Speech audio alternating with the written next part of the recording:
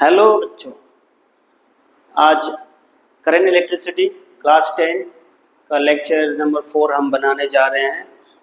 हम लोग अभी तक करंट का डिटेल पढ़ चुके हैं, पोटेंशियल डिफरेंस पढ़ चुके हैं, ओम्स लॉ पढ़ चुके हैं, फिर रेजिस्टिविटी, रेजिस्टेंस, फिर कम्बिनेशन ऑफ रेजिस्टेंस, उसके अंदर में हम सीरीज कम्बिनेशन, पैरेलल कम्बिनेशन, ये सब हम लोग ख़त्म कर चुके हैं और उसके बेस पे थोड़ा बहुत क्वेश्चन भी कर चुके हैं। हम न्यूमेरिकल के लिए सेपरेट क्लास रखेंगे, जितना भी कॉन्सेप्ट है वो ख़त्म होने के बाद। आज लास्ट लेक्चर क्लास होगा ये चैप्टर का, उसके बाद और एक लेक्चर क्लास बनाएंगे, उस पर पूरा न्यूमेरिकल बेस होगा, बोर्ड लेवल का बेसिक वगैरह सब कुछ हम लोग डिस्कस करेंगे। आज हम लोग लास्ट टॉपिक बचा है heating effect of electric current, उसका एप्लीकेशन एंड पावर, ये सब के बारे में हम लोग डिस्कस करेंगे। तो शुरू करते हैं बिना टाइम वेस्ट किए हुए। लिखिए effect of current, effect of electric current. तो तीन तरह का इफेक्ट देखने को माने हम तीन तरह का इफेक्ट डिस्कस करेंगे। एक है आपका chemical effect, chemical effect of electric current.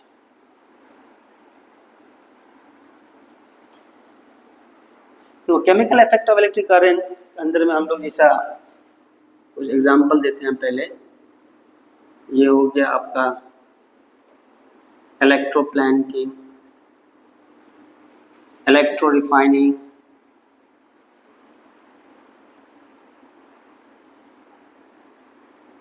ये यहाँ जो है रिएक्शन होता है वो आयंस के बीच में होता है।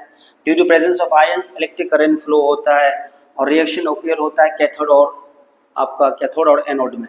समझो?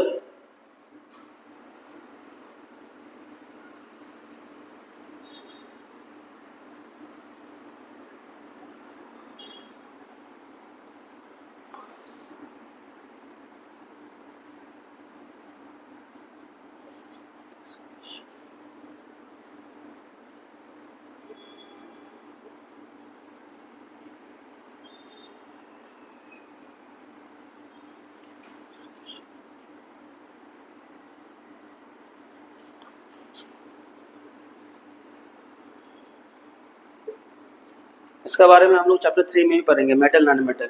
When current is pass in the solution, ऐसा कुछ सेटअप होता है, हम पूरा डिटेल चैप्टर 3 में बताएंगे। ऐसा कुछ सेटअप होगा, यहाँ हम लोग दो तरह का इलेक्ट्रोड डालते हैं। ये एक इलेक्ट्रोड हो गया, दूसरा ये इलेक्ट्रोड हो गया। ये इलेक्ट्रोड का नाम हम रख देते हैं एनोड, और ये हो गया आपका कैथोड, और इसको हम बैटरी से ऐसा कनेक्ट कर देते हैं। और यहाँ सॉल्यूशन, ये सेटअप के अंदर में हम इलेक्ट्रोलाइट यूज करेंगे, इलेक्ट्रोलाइट यूज करेंगे। जस्ट लाइक नमक हो गया NaCl, जैसा कॉपर सल्फेट हो गया, जैसा जिंक सल्फेट हो गया, ये सब क्या इलेक्ट्रोलाइट है। ये सॉल्यूशन का अंदर में टूटेगा Na+Cl- में, Cu2SO4 माइनस, Zn2+SO4 आयंस में टूटेगा और फ्लो ऑफ आयंस की वजह से chemical reaction will take place in anode and cathode. ये दो इलेक्ट्रोड होता है, एनोड पॉजिटिव चार्ज होता है, कैथोड नेगेटिव चार्ज होता है। तो ऐसा बता दिया, ये भी एक इफेक्ट ऑफ इलेक्ट्रिक करंट के अंदर आता है। दूसरा इफेक्ट देखिए,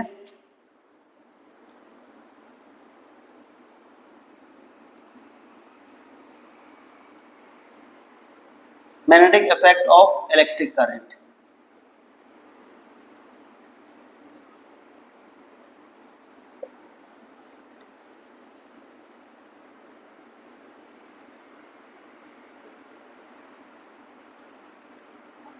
Any current carrying conductor produces magnetic field around the conductor। कोई भी करंट कैरिंग कंडक्टर है, उसका अगल बगल मैग्नेटिक फील्ड प्रोड्यूस होगा। Magnetic field, to detect whether the magnetic field is there और absence, in that case we can use a magnetic compass. कोई भी करंट कैरिंग कंडक्टर के पास आप मैग्नेटिक कंपास को रखेंगे तो magnetic compass will start showing deflection, that means it indicate there is a presence of magnetic field. तो ये दूसरा इफेक्ट हो गया। तीसरा जो मेन टॉपिक है हम लोग आज पढ़ने जा रहे हैं, इसको हटा रहे हैं, नोट कर लीजिए।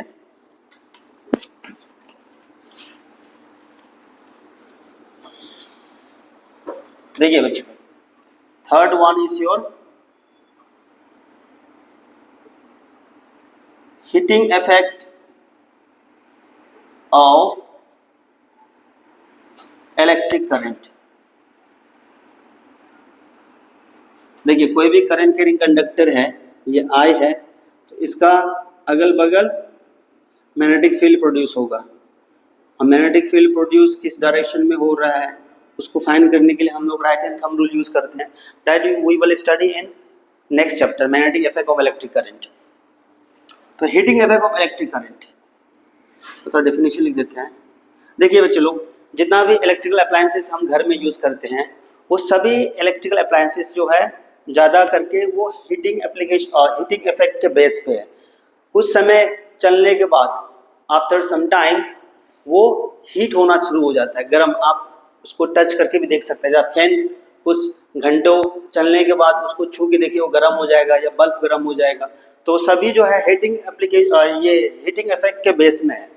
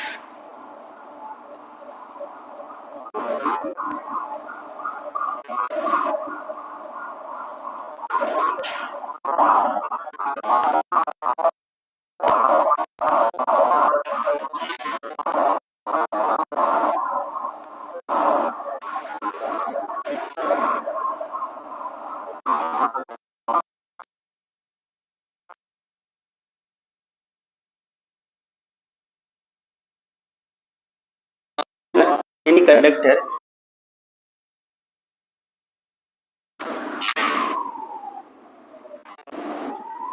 रिपीटेटिव कोलिजन, लगातार कोलिजन किस और किसके बीच में, इलेक्ट्रॉन और एटम्स के बीच में, उसके वजह से एनर्जी छोड़ेगा, एनर्जी प्रोड्यूस करेगा। समझा? तो ये एक डेफिनेशन हो गया। अभी हम लोग जैसा कि बता दिया है, जितना भी घर में इलेक्ट्रिकल अप्लायंसेस है वो सभी हीटिंग इफेक्ट के बेस पे हैं। कुछ समय ऑपरेट होने के बाद वो गर्म होना शुरू हो जाता है। तो इसको नोट कर लीजिए, ये 3 इफेक्ट है।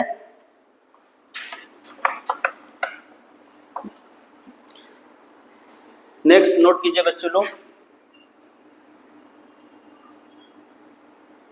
जूल लॉस ऑफ हीटिंग, इसका डेफिनेशन हम लिखा देता हूं। देखिए,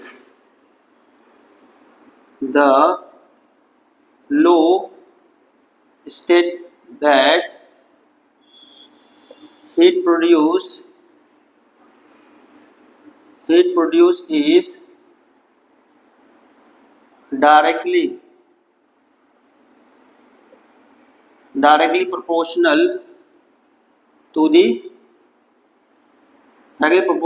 the square of the amount of electric current,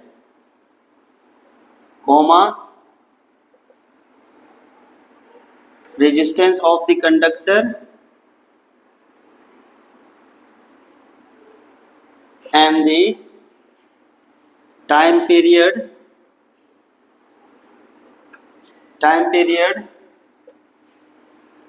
of the flow of current। इसके हिसाब से ये फॉर्मूला होता है आपका हीटिंग इफेक्ट का।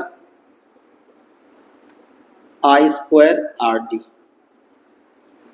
इसी के हिसाब से, इसी के बेस पे ये डेफिनेशन है। देखिए आपका heat produce in any conductor is directly proportional to the square of the amount of electric current, resistance of the conductor and the time period of the flow of current. अभी ये formula को हम proof करते हैं, कभी कभी exam में आप लोग को पूछ देंगे प्रूफ करना, तो वो प्रूफ करना हम बता दे रहे हैं। अभी देखिए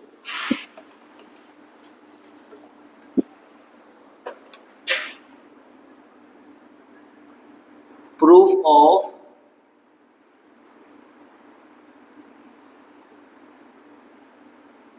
joule low.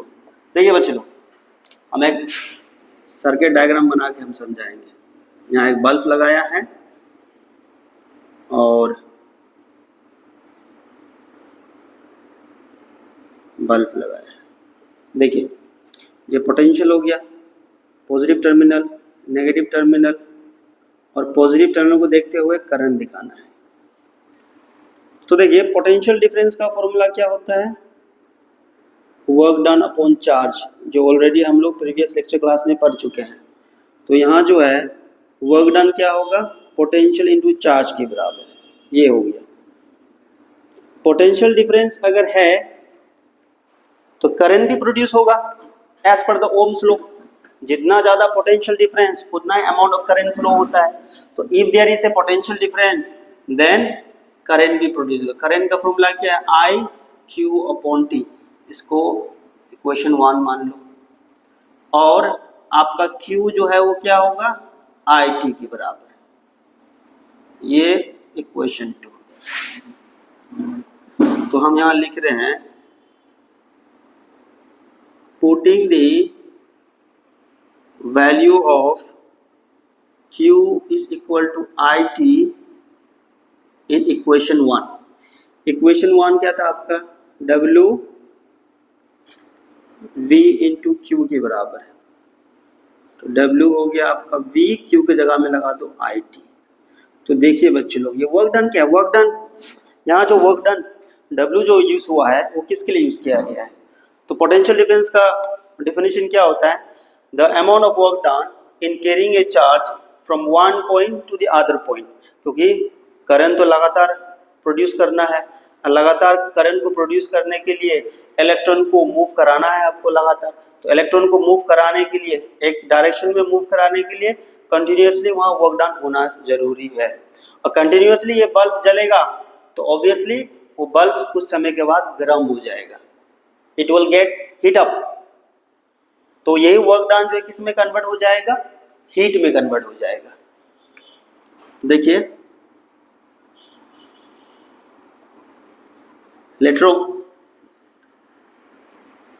later on the work done will get converted to heat। तो यही W की जगह में हम लिख सकते हैं H V I T के बराबर। ये एक फॉर्मूला हो गया हीटिंग इफेक्ट का, बच्चे लोग नोट कीजिए। बता दिए हम कैसे प्रूफ करना है। एक सर्किट लिए हैं, सर्किट में बल्ब दिया है, बल्ब कब ग्लो होगा, जब करंट फ्लो होगा। करंट फ्लो होने के लिए क्या जरूरत है, पोटेंशियल डिफरेंस। तो पहले हम पोटेंशियल डिफरेंस का फॉर्मूला लिखा है V W upon Q, work done क्या हो गया V into Q। Potential difference है तो करंट प्रोड्यूस होगा, तो करंट का फॉर्मूला क्या है I Q upon T, Q I T के बराबर। तो ये I T जो है Q की जगह में रिप्लेस कीजिए, तो वर्क डन का फॉर्मूला ये हो गया। Continuously work done will get convert to heat, कुछ समय के बाद हीट में कन्वर्ट हो जाएगा। तो वही W को हम लोग H से रिप्लेस करके H का फॉर्मूला होगा VIT। इसका और कुछ फॉर्मूला हम लोग बनाते हैं, डिराइव करते हैं, हटा रहे हैं इसको।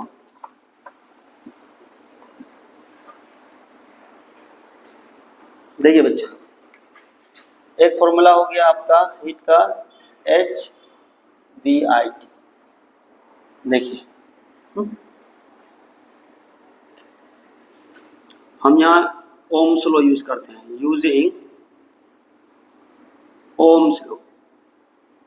ओम्स लॉ क्या है आपका VIR के बराबर, VIR के बराबर। तो v की जगह में ये आई आर यहाँ रिप्लेस करके देखिए, h v की जगह में हम लगा रहे हैं I R into I T.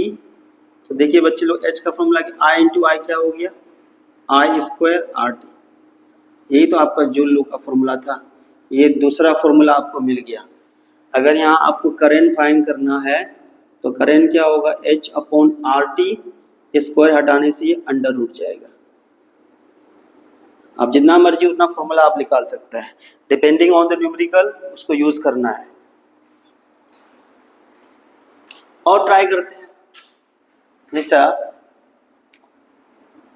h we I T के बराबर है, ओम्स लॉ हो गया v आई आर के बराबर, और I क्या होता है v upon are.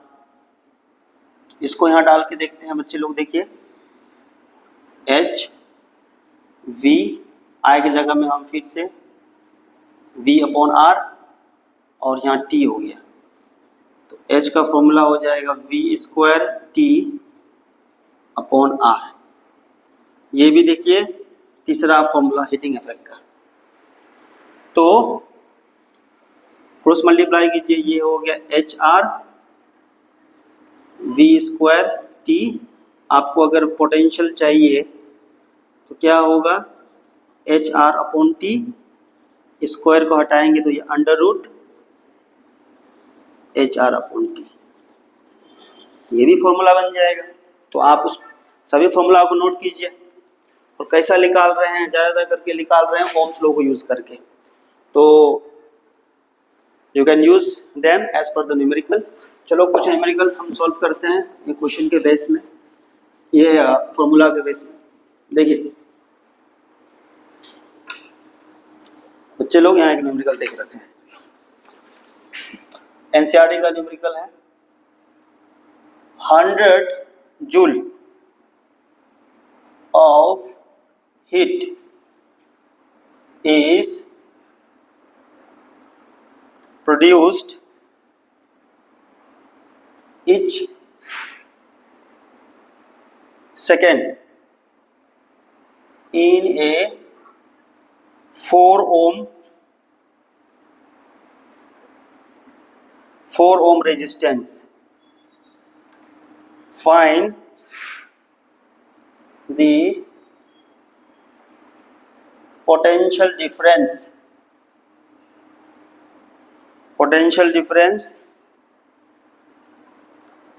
across the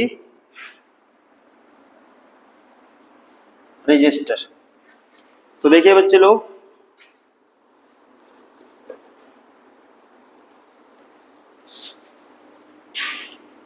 solution पहले लिख लीजिए, गिवन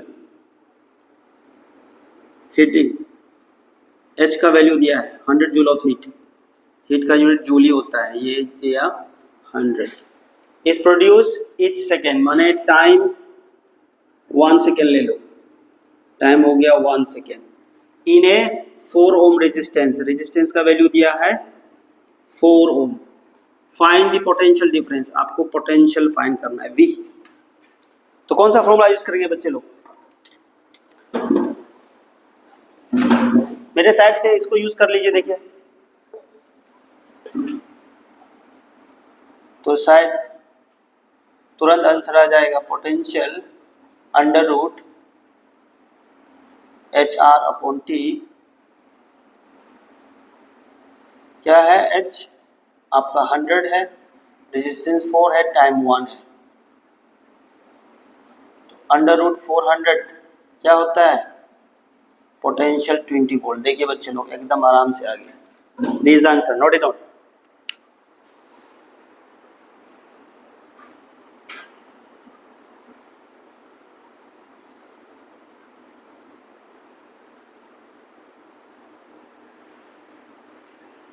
नोट कर लीजिए, इसको हटा रहे हैं बच्चे लोग। नेक्स्ट, चिंता मत कीजिए आप लोग, न्यूमेरिकल के लिए हम अलग क्लास रखेंगे, अब अभी के लिए ऐसा बता दिया कि कैसा यूज होता है, सभी फॉर्मूला को आप लोग नोट करके रखिए। नाउ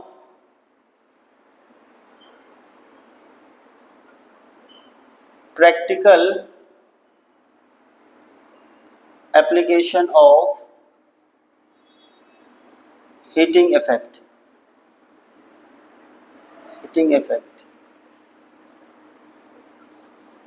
तो पहले एप्लीकेशन हम बात करेंगे इलेक्ट्रिक बल्ब।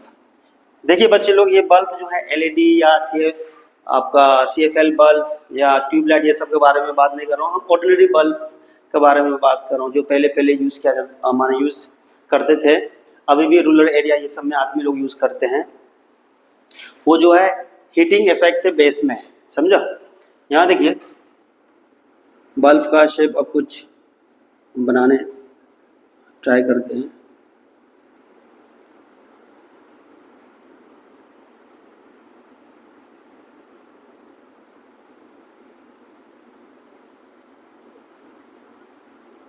काय को शेप अच्छा से नहीं बन रहा है भाई, ऐसा करके हैं, और यहाँ से कुछ ऐसा करके जाता है और यहाँ कुछ आपको ऐसा रिकॉइल मिलता है। ये जो है किससे बना हुआ होता है? ये बना हुआ होता है फिलामेंट, माने सॉरी इनको फिलामेंट बोलता है। और ये it is made up of tungsten. ये प्योर एलिमेंट है, W से हम सिंपलाइज करते हैं, और इसका atomic number just for your information, इसका एटॉमिक नंबर कुछ 74 होता है, टंगस्टन। तो इन्हीं एलिमेंट को क्यों यूज करते हैं फिलामेंट के अंदर में? इसलिए यूज करते हैं क्योंकि इसका melting point is very high, 3000 above है इसका मेल्टिंग पॉइंट जो है। ये पट पिघलेगा नहीं, ज़्यादा हीट को वो रेजिस्ट कर सकता है, हैं? इसलिए वो बल्ब ग्लो करता है। लिख देते हैं, देखिए it have very high melting point 3380 degree Celsius कुछ होता है। तो पत पिघलेगा नहीं और हीट को रेजिस्ट कर सकता है वो, समझा।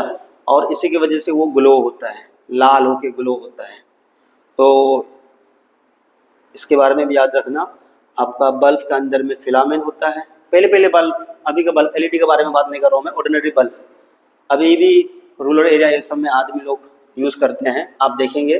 तो ये फिलामेंट इस made up of tungsten W से सिंबलाइज करते हैं। ये एक प्योर मेटल है जिसका एटॉमिक नंबर कुछ 74 होता है। और इन्हीं को क्यों यूज़ करते हैं? क्योंकि इसका मेल्टिंग पॉइंट बहुत ज़्यादा होता है, कुछ 3380 डिग्री सेल्सियस, बट पिघलेगा नहीं वो, और हाई टॉलरेंस ज़्यादा है, ज़्यादा से ज़्यादा वो हीट को रेजिस्ट कर सकता है। इसको नोट कीजिए, इसी की वजह से वो ग्लो करता है।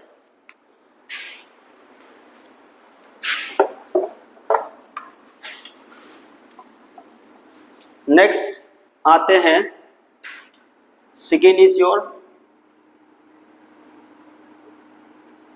Electric fuse. एग्जाम्पल लेते हैं, जैसा एक फ्यूज है कॉपर और निकल से बना होता है, ये एलॉय है, और it have low melting point as compared to the other circuit wire copper. Alloy का क्यों यूज करते हैं? क्योंकि इन दोनों को कंबाइन करके मेल्टिंग पॉइंट कम हो जाता है बाकी सर्किट से। बाकी सर्किट वायर किससे बना रहता है? कॉपर से, और इसका मेल्टिंग पॉइंट ज़्यादा होता है।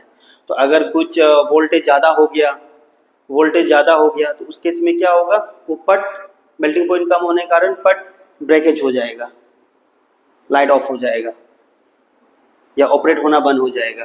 तो ये याद रखना, इलेक्ट्रिक फ्यूज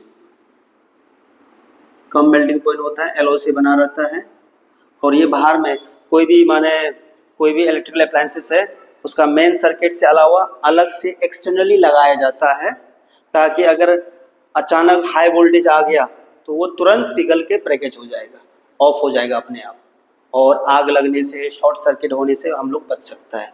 तो ये हो गया इलेक्ट्रिक फ्यूज। तीसरा हो गया आपका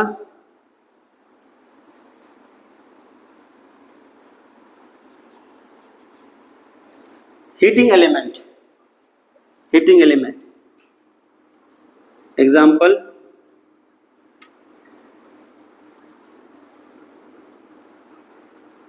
रूम हीटर।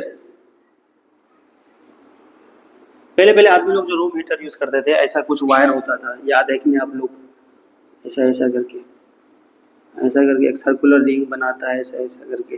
हाँ, ये किससे बना हुआ होता है? नाइक्रोम से।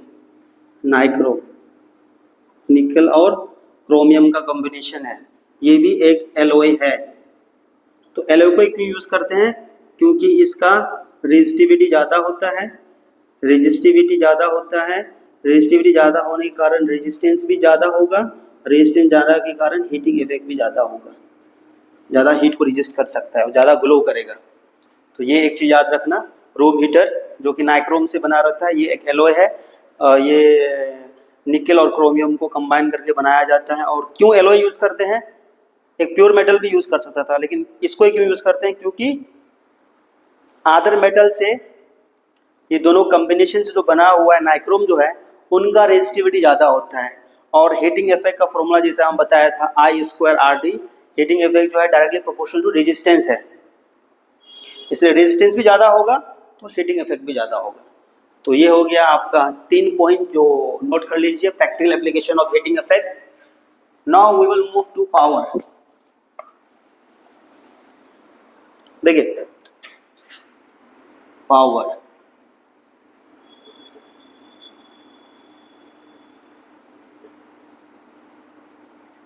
power is defined as the amount of work done, amount of work done in per unit of time। तो पावर का फॉर्मूला होता है वर्क डन अपॉन टाइम। यानी आप ऐसा मान के चलिए, कोई इलेक्ट्रिकल अप्लायंसेस कितना एनर्जी यूज कर रहे हैं पर सेकेंड, उसी को हम पावर बोलेंगे। कोई भी इलेक्ट्रिकल अप्लायंसेस कितना एनर्जी यूज हो रहा है इन 1 सेकेंड, उसी को हम पावर बोल सकता है। Power SI unit of power is what, W से डिनोट करता है। तो इसको नोट कीजिए बच्चे लोग।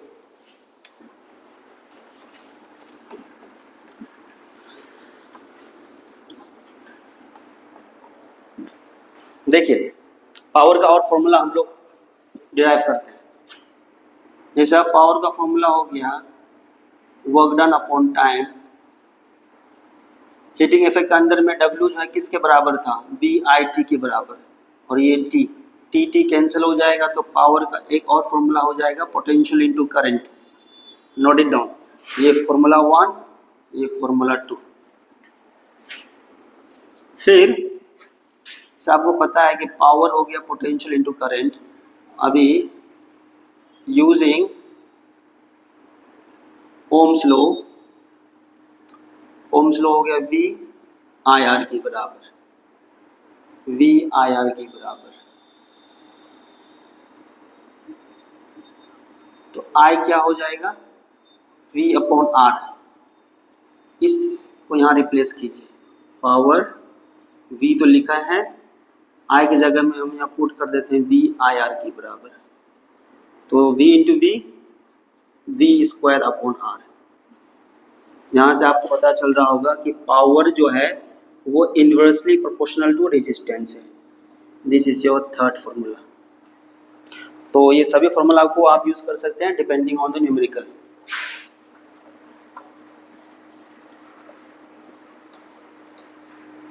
देखिए बच्चों एक क्वेश्चन दे रहे हैं, which among the following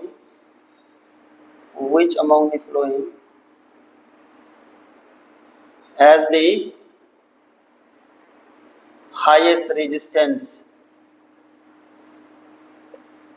Option A 50 watt, B 100 watt, C 150 watt, D 200 वाट।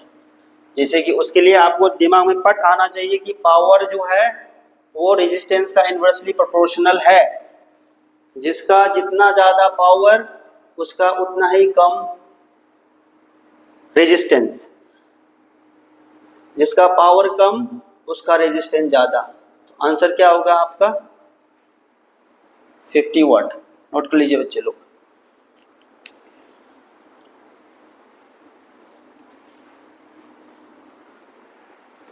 तो ये पावर भी हो गया आपका। देखिए बच्चे लोग, डिफाइन 1 वोल्ट। अगर डिफाइन 1 वोल्ट पूछता है तो क्या करेंगे? पावर का फॉर्मूला हो गया work done upon charge. Power का यूनिट हो गया वाट, वर्क डन का यूनिट हो गया जूल, टाइम का हो गया सेकेंड। इन टर्म्स ऑफ 1 पूछ रहा है तो ये भी 1 होगा, ये भी 1 होगा। 1 वॉट इज डिफाइन, कैसा डिफाइन करेंगे कि कोई भी इलेक्ट्रिकल अप्लायंसेस अगर 1 जूल ऑफ एनर्जी कंज्यूम कर रहा है in 1 second is known as 1 watt. चलो बच्चे लोग खुद से डिफिनेशन बनाइए। जैसे कि हम बताया 1 वॉट कैसा डिफाइन करेंगे? Any electrical appliances if it consume energy of 1 joule in 1 second is known as 1 watt. Note it down.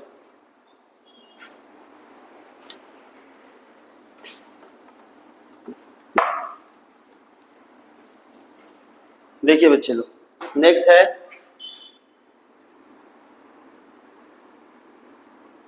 Commercial unit of power. क्या है commercial unit of power? Is kilowatt hour. याद रखना, घर में जो electric bill आता है वो किलोवाट पर आवर के हिसाब से आता है, किलोवाट पर आवर। जैसा यहाँ की, जैसा हम जिस जगह में रह रहे हैं वहाँ किलोवाट पर आवर जो है एक यूनिट का 4 रुपीज़।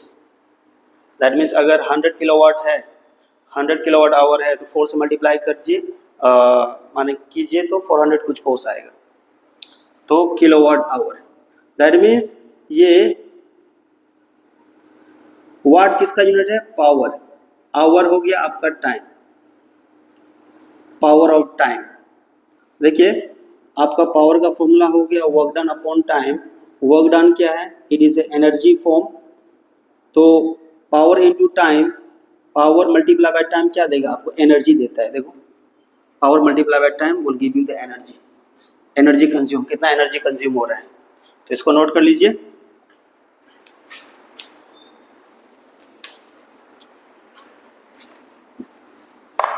तो पूछ देगा what is the commercial unit of power, तो आप बोलना किलोवाट आवर। और एक चीज बच्चे लोग, 1 kilowatt hour is equal to 10 to power 6 into 10 to power 6 joule के बराबर होता है। कैसे? देखिए 1 किलोवाट में होता है आपका 1000 वाट, और 1 आवर में होगा आपका 60 minute into 60 second, that is 3600 second. तो ये सभी को मल्टीप्लाई कीजिए। देखिए ये हो गया आपका 3 0 और यहाँ हो गया आपका 3600। तो 36 हम सेपरेट से लिख रहे हैं, कितना जीरो, इसको हम ऐसा लिख सकते हैं 10 टू पावर 2।